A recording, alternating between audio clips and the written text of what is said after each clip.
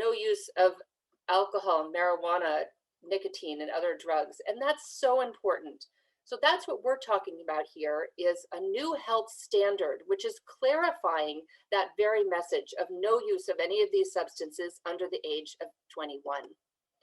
And this is really similar to other health standards that we have that we all hear all the time. For example, always wear your seatbelt, always wear a bicycle helmet, avoid sugary drinks and eat a healthy diet, and exercise regularly.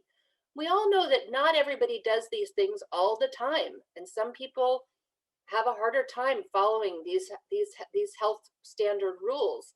But that doesn't change the rule. It doesn't change what's truth and what the science shows us about these healthy habits and why we should continue to be supporting these messaging all the time, just the way we should support no use of substances.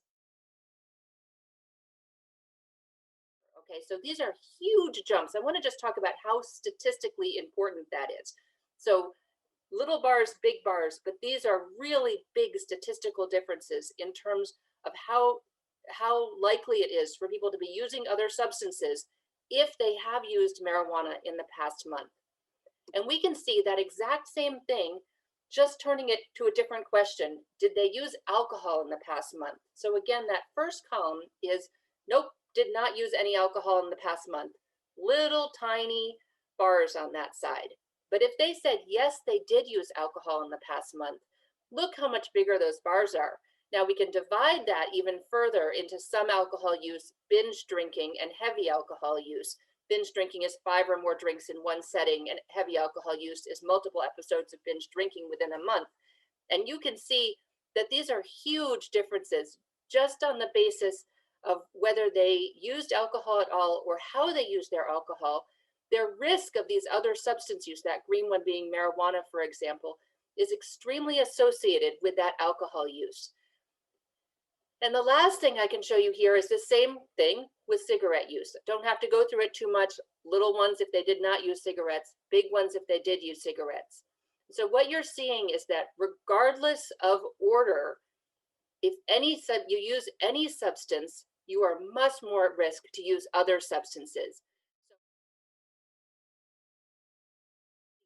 So what these are showing is, so the blue one is no use in your lifetime. These are high school seniors. And what you're seeing is that back in the 80s, the vast majority of high school seniors had used some of these substances, alcohol, cigarettes, marijuana, or other illicit drugs. But now we're over 30% of high school seniors never in their lifetime have used any of these things. And it's really important to understand that, like seatbelts, even if you didn't always wear your seatbelt, you can always start. And so this brown line is past month use, and it's really important to see how much that's gone up.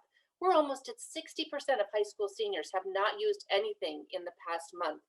That is really good because that means that anybody can make one choice for their health.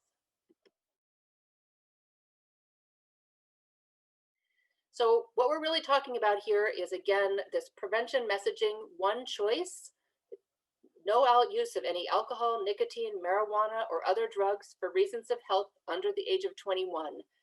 Be really clear, be really specific. Don't be afraid. Just like you say, wear your seatbelt. It's not a value judgment. It's not a moral judgment. It's science.